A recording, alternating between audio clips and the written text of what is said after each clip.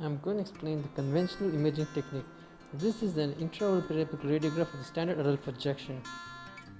The label side of the film packet has a flap that is used to open the film packet to remove the film prior to the processing.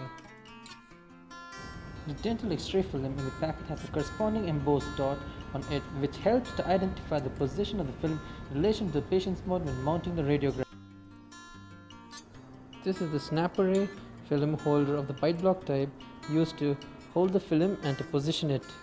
The advantage of film holder is that it allows the film to be placed parallel to the long axis of the teeth, maintaining a flat plane at all times and retaining the film in position until it is properly exposed. The imaging technique we are going to adopt is the angle bisecting technique, which is based on the rule of isometry, which states that two triangles are equal if they have two equal angles and share a common side. The white side of the film always faces the teeth. Anterior films always are placed vertically. Posterior films are placed horizontally. Position the patient upright in the chair. The chair level should be adjusted to a comfortable working height. Now, to record the maxillary central incisors, the film is placed behind the maxillary central incisors in line with the midline of the arch. The film is placed with the superior border on the palate and the inferior border extending just beyond the incisal edges of the teeth. The point of entry of the central ray is through the midline, through the tip of the nose, through the contact point of the central incisors and perpendicular to the plane, bisecting the angle between the long axis of the film and the roots of the teeth. The vertical angulation is plus 40 degree and the horizontal angulation is 0 degree. Now to record the maxillary canine region, the film is placed in the snap array X-ray holder and placed in the patient's mouth. The film is placed with the superior border against the palate and the inferior border extending just below the cusp of the canine and the long axis of the tooth superimposed on the central long axis of the film. Projection of the central ray is such that the point of entry is through the canine eminence and perpendicular to the plane, bisecting the angle between the long axis of the film and the root of the tooth. The vertical angulation is plus 45 degrees and the horizontal angulation should be through the mesial contact of the canine. Now, to record the maxillary posteriors, the film is placed at the other end of the film holder. The film is placed between the forks and locked so as to keep it stable inside the patient's mouth.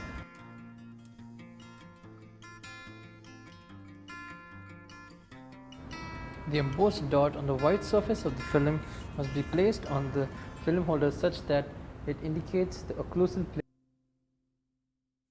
To record the maxillary premolar, the film is placed with the long dimension parallel to the occlusal plane and positioned with the superior border on the palate and the inferior border extending just below the buccal cusps of the premolars and the first molar. Projection of the central ray should be such that the point of entry is below the pupil of the eye, close to the level tragus line and perpendicular to the plane, bisecting the angle between the long axis of the film and the root of the tooth.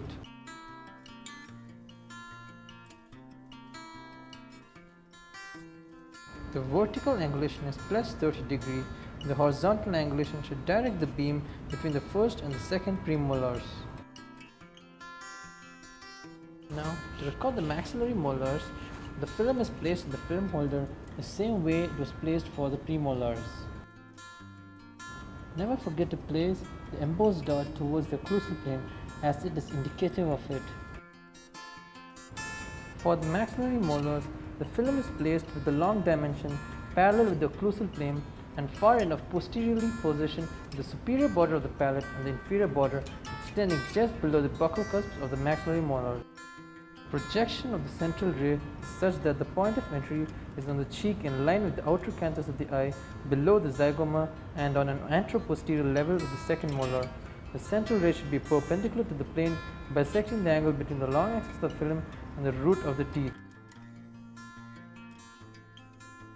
The vertical angle is plus 30 degree. The horizontal angulation should direct the beam between the interproximal spaces between the molar teeth. Now, to record the mandibular central incisors, the film is placed on the X-ray holder just as illustrated for the maxillary central incisors. The film should be placed directly behind the central and lateral incisors with the superior border on the incisal edge of the teeth and the inferior border displaced distally, extending into the lingual mucosa. The patient's head must be positioned upright. The projection of the central X-ray should be such that it enters below the vermilion border of the lip, approximately 1 cm from the midline. The central ray should be angled perpendicular to the bisector through the contact areas of the central and lateral incisor. The vertical angulation should be 15 to -25.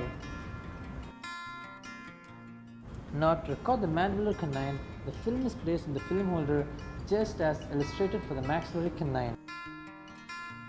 Now, to record the mandibular canine, the film is placed in the film holder just as illustrated for the maxillary canine. The film should be placed directly behind the canine with the superior border just above the cusp of the tooth and the inferior border extending onto the lingual mucosa of the mandible.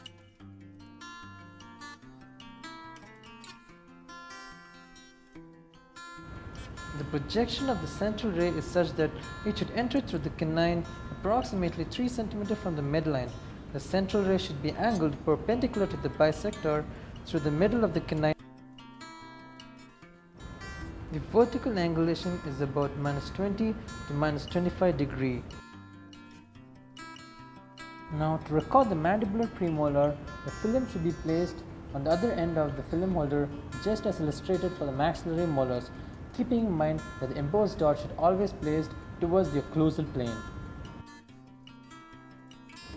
The film should be placed with the inferior border positioned beneath the lateral border of the tongue and the superior border just above the cusp of the premolars.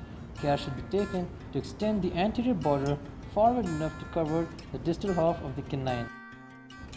The projection of the central ray is such that it should pass through the interproximal space between the first and the second premolar.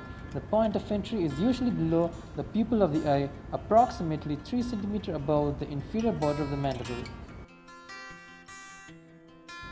The vertical angulation is about -10 to -15 degree. Now, to record the mandibular molars, the film is placed in the X-ray holder just as illustrated for the maxillary molars. The film should be placed with the inferior border positioned beneath the lateral border of the tongue and against the lingual surface of the mandible, the superior border just above the cusps of the mandibular molars, the anterior border forward enough to cover the distal half of the second premolar.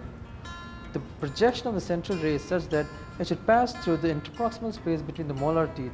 The point of entry is on the cheek below the lateral canthus of the eye, approximately 3 cm above the inferior border of the mandible. The central ray should be angled perpendicular to the bisector to the middle of the canine with a vertical angulation of about -5 to -10 degrees. Thank you.